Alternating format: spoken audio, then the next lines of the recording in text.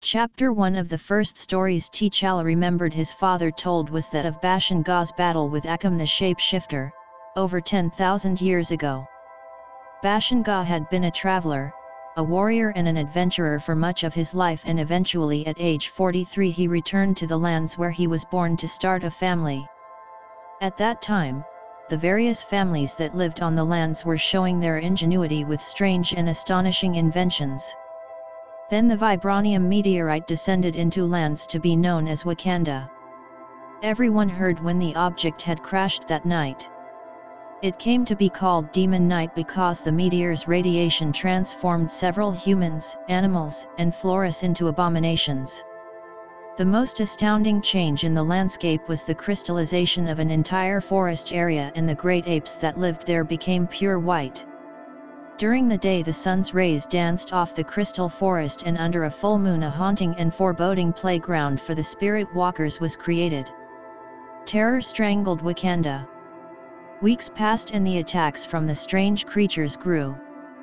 Bashenga realized that the creatures may eventually leave Wakanda for other territories, therefore he compelled the families unaffected by the radiation to seal off Wakanda's borders. And that he and whoever would follow him would rid the land of the monsters. It was not an easy task. On the first hunt a mutated Black Panther mauled Bashenga. He survived, but his hunting party weren't so fortunate. He evaded the stalking Black Panther for a few hours in the forest. Then he made it to a cluster of herbal plants. He did not recognize that the plants were too mutated by the meteor's radiation. Hence, he used them to cover his wounds, and he ate as much as he could to regain his strength. Suddenly, he fell into a deep sleep. He stayed that way for a day. Then he awakened at nightfall. It was not long until he felt something was wrong. He started hearing the wings of insects that were yards away from him. His sense of smell heightened and his range of vision widened. The wounds had healed sufficiently. He marked the place where the herbs grew, and then he went in search of the Black Panther. A few hours before dawn, he found the creature that walked on its hind legs like a man. He and the great cat scrapped on the forest floor. Eventually, Bashenga got the upper hand and he plunged his dagger to the Black Panther's heart. At that point in time, the battle was biggest victory Bashenga had ever won. So in honor of the contest he skinned the Black Panther and wore the animal's fur as a testament to his new strength. Several more weeks elapsed and Bashenga's stature grew amongst the people as he fought and captured the creatures that posed the most danger. Bashenga became less dependent on his strength and relied more on cunning and skill. As he kept on wearing the animal skin he was referred to as the Black Panther. He and his followers traveled to the high snow-capped mountain regions where wolves and monsters lived, and down to the swamps where mutated humans or spirit walkers lurked in the murky waters. Then he alone faced Akum the shapeshifter. Both had met before the meteorite came and were then equal warriors. There was never any friendship between them, only rivalry. Now with new abilities the old warrior flames emerged from Bashenga and Akum. Yet on that eerie night, Bashenga knew in his heart that he lost the fight after the first minute it had started. Akum had transformed from one creature to another so seamlessly, and the shapeshifter became elongated. He grew quadruple appendages, which had knife-sharp edges. He used these to inflict precise lacerations on Bashenga's body. Not even Bashenga's enhanced agility was able to save him from the swift blows because the appendages moved as quickly as he did. He thought he saw an opportunity for the kill, and he threw his spear with all his heart, only for the weapon to slip straight through Akum, and the monster was still unharmed. Akum then lunged in the Black Panther, knocking the man unconscious in the process. Chapter What happened next? Asked Aurora while she walked to the stairwell that went deep into the earth. T'Challa was relating the capture of Akum to her. No one knows. Bashenga regained consciousness. Piece of his left forearm was bitten off and he discovered Akum frozen like a statue. And that was how the monster remained for all this time. His skin was indestructible, thus no one was ever able to kill him even in that state. Ororo entered the stairwell first, using her natural night vision to see in the darkness. T'Challa possessed the same ability, and he followed her down. He smelled the residual scent of the teenagers and someone else besides Ororo. "Can't your sword do it?" asked the Wind Rider. "Probably." T'Challa's sword was light like a samurai's. The large blade was made from volatile dark energy, and 2 space computers on the hilt kept the dark energy pacified. The weapon was magnetized to the back of the Black Panther's vibranium weave body armor suit. The couple made it to the base of the stairwell, and it was true that Akam was gone. "I saw him standing here personally when I first learnt of the location," said T'Challa. "Then someone moved him. Or he awakened and walked out. We'll check the vicinity before launching a nationwide search." They hurried to the surface. "Mighty winds lift me up," spoke Ororo to the elemental forces while her mind mentally manipulated the atmospheric conditions that caused her elevation into the sky. The gold lines in the otherwise black uniform shined in the half-moon light. Then she glided gracefully like an eagle on the wind stream. She scoured the forested plateau below. T'Challa became a tracker. His enhanced vision searched for adult footprints, tire marks, or aircraft thrust burns around the stairwell entrance. There were none. And furthermore, the strange scent from the stairwell was absent. Then T'Challa noted the direction that the intermittent wind blew in. He contacted Ororo over the Kimoyo, a communicator and supercomputer wrapped into one, and he asked that she shift the wind patterns in the forest. She did so, shifting the upwind in several directions, and eventually T'Challa picked up the scent of a corpse. "I have something," he said to his wife. She joined him on the ground and they ventured into a thicket. T'Challa cleared a path with his sword. Within 30 minutes the journey ended at a disheartening sight. The remains of a man lay scattered in the foliage. Most of his body appeared to have bitten away by a wild animal. The face was completely ravaged.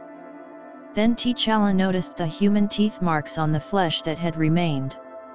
Akam was also a cannibal, T'Challa recollected. The strange scent lingered faintly in the air. "Akam did this," he said. "From the freshness of the remains I'll say it's been here for 15 hours. Ororo found the man's hands, and she looked for the computerized identification ring. It was absent. "No luck here," she said as she dropped the body parts and then went for the man's head.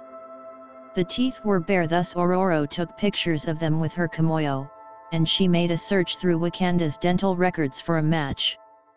She looked at the screen intently as the skin went on. T'Challa thought about Umba and Enzi. They were fortunate not to have come across Akam. "I have a match," stated Ororo. "What's his name?" "Zurich from Lower Kangai. That's the name of the man who came to see me today." Ororo's mind sharply deduced Akam's ploy. "Assuming it was Akam, then he probably wanted to kill you," said Ororo. "He can't get revenge on Bashenga, so he goes after the descendants. But he changed his mind about me, after he saw the war pictures," said T'Challa, continuing on Ororo's line of speculation. "So he can't get you now. Then he'll go after someone he thinks he can get to," said Ororo. Chapter Shuri was T'Challa's patriotic younger sister. She had long stepped out of her brother's shadow and made a name for herself internationally as a warrior of repute. She was angular, attractive, had a medium haircut and chestnut brown eyes. She lived alone in a 2-story gabled house on Akabo Drive. She was hardly ever at home, as either she did odd foreign jobs in Wakanda's security interest or she was out training with the commando units that she led. However, that night she stayed at the house. As customary, she meditated before going to sleep. The meditation room had a mauve interior, lighted incense, and silence. Shuri's meditation posture had the sole of left foot against her right thigh and the sole of right foot against the left thigh. Through that posture her entire nervous system was relaxed. Her eyes were closed as she concentrated on releasing tension from her mind and spirit. One constant battle was controlling the impetuous side of her personality. At times her passion clouded her judgment. "I have to deal with it better," she often told herself. Another source of contention was the relationship with her mother, Ramonda. Shuri loved her mother, but she felt that the woman didn't appreciate fully the accomplishments she had made in life. The rest of the house highlighted several other aspects of Shuri's personality. There was an assortment of small statue cravings and pottery. The furniture was traditional. The house was kept tidy and orderly. Framed family photographs were ubiquitous. The bedroom showed no sign that anyone had ever used it.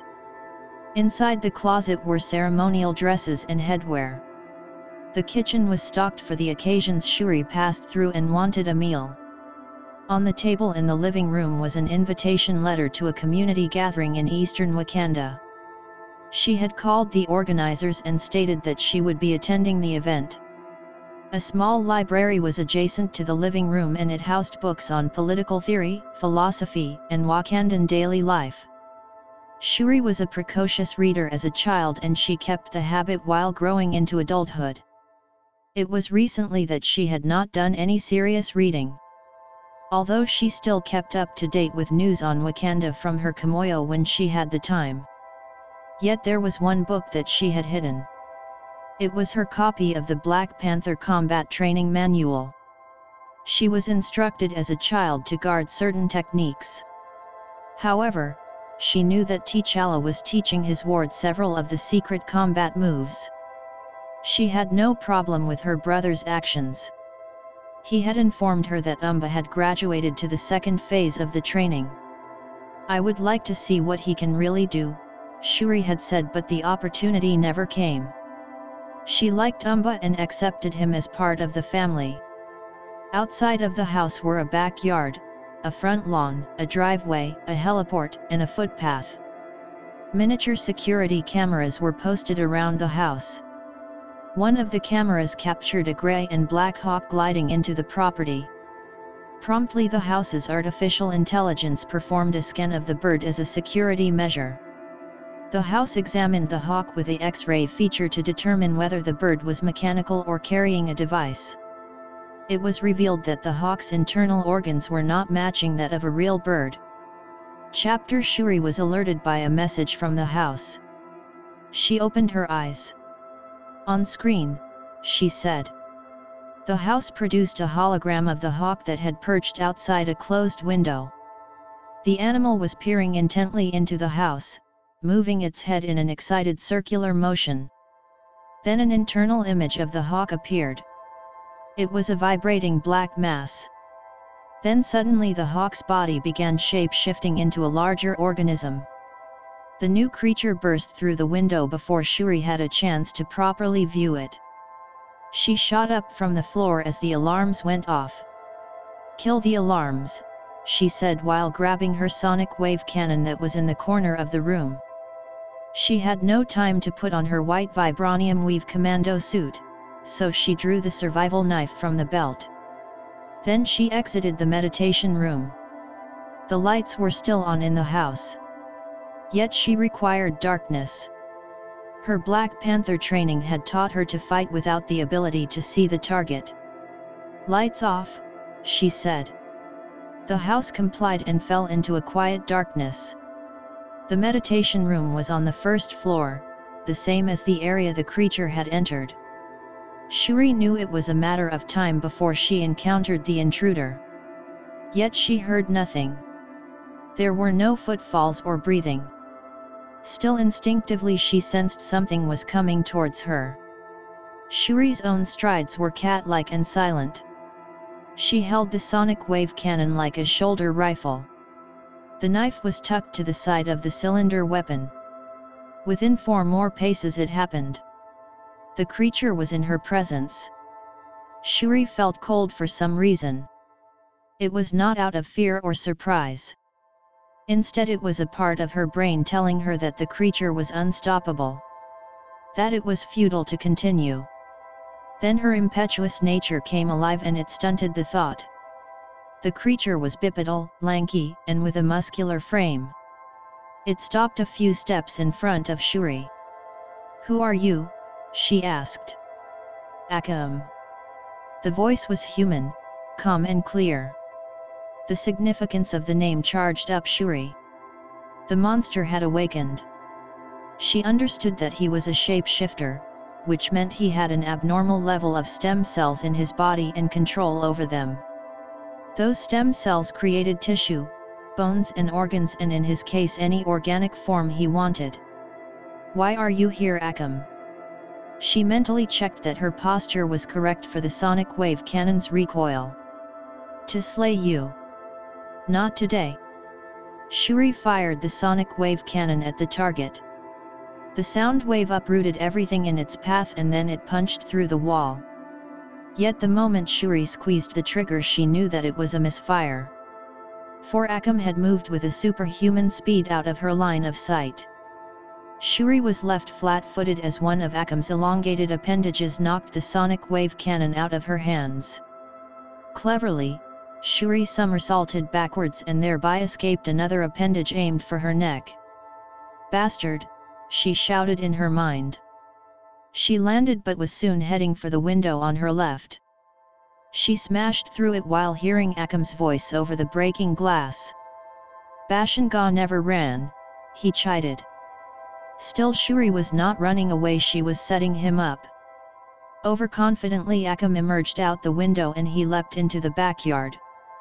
His form became slightly clearer.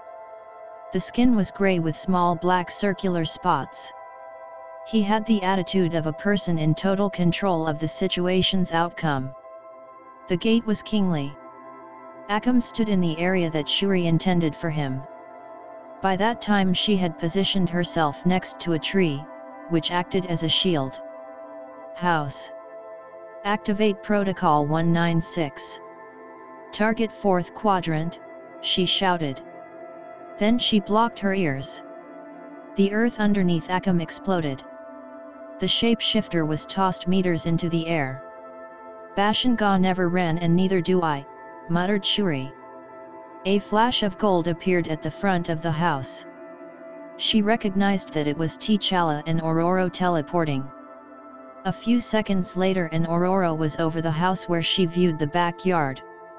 Meanwhile T'Challa was racing along the side of the house. Chapter Akam knew that Shuri was a prolific warrior from the pictures of her defending Wakanda that hung in the administration building gallery. Still he considered her a lot less able than her brother. Hence, Akam wanted to kill her first and thereby enrage T'Challa enough that the Black Panther would lose focus when they battled. He had also seen Ororo's pictures, which amazed him since he heard of the white-haired and blue-eyed weather women of Kenya who existed in Bashenga's age. The shapeshifter fell unhurt by the explosion, and he regained his stance. T'Challa, Ororo, and Shuri surrounded him. He noticed T'Challa's drawn sword, that Ororo held raw lightning in her hands, and Shuri stood in a combat posture with a knife ready to pounce on him. "We're going to finish what Bashenga started," said T'Challa.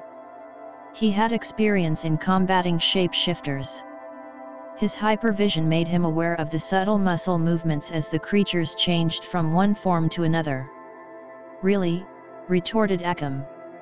"He lasted all but 3 minutes and I didn't use half of my gifts then." "Enough talk," shouted Ororo. Then she supercooled the air around Akam. A mini blizzard converged on the shapeshifter and gradually he became entrapped in solid ice. Nevertheless, Akam was laughing in his mind.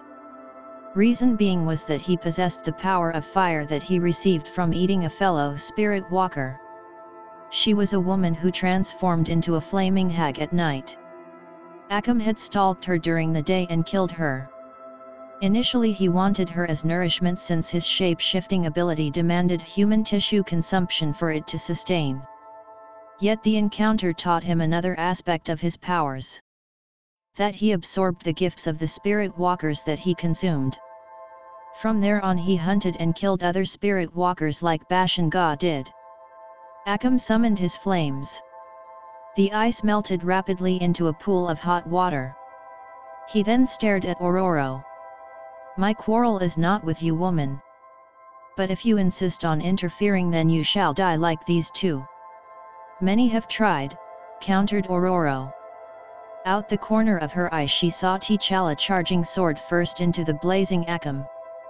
The Black Panther stabbed the sword through the back and out the front of the stunned shapeshifter. T'Challa's adrenaline abated the pain from the heat. The golden time-space computers on the sword glowed in the fire. Akam managed to turn his face to T'Challa. Bashenga would be proud. Afterwards the fire burned out and T'Challa extracted his sword from the body. There was barely a sound made when Akam dropped. Nonetheless, T'Challa sent his sword through the shapeshifter's skull to ensure the kill. Ororo dispelled her lightning and she flew down by Shuri's side. "Your landmines actually proved handy," commented the Wind Rider. "I told you they were for these kind of situations," said Shuri. The both of them hugged because they had a cordial relationship. Then Shuri returned her focus on the deceased. "So this is the bastard that almost killed Bashenga," she said. "How did he awaken?" "We haven't found out the reason as yet," replied T'Challa. "We're assuming he held a grudge against Bashenga, that why he came after you," explained Ororo. "He was fast like us, T'Challa," stated Shuri. It was really a miracle that Bashenga had survived. The siblings embraced for a moment. "It probably was," said T'Challa. However, if T'Challa, Ororo, and Shuri had the presence of mind to scan the vicinity, they might have noticed another grey and black hawk observing them from a tree not too far from the house. Akam was a prudent warrior before his transformation. He had a backup plan for all his battles, including the one that had just ended. The hawk's eyes gleamed, and then Akam the shapeshifter flew out of the tree and into the sky. Apart from Akam's other gifts, he also held the power of limited multiplicity generation. Thus he had sent a portion of himself after Shuri. It was an ability he absorbed. "I'll eventually have my revenge, but let's see what this new world has to offer first," Akam said. As he soared into the interior of Africa, Akam tried to understand the reason his body became immobilized when he tried consuming Bashenga. It never occurred to him that the extremely high level of toxicity in the first king's blood from the herb was the cause. Other men had tried eating the herb and became comatose. Only those of the direct bloodline of Bashenga were safe.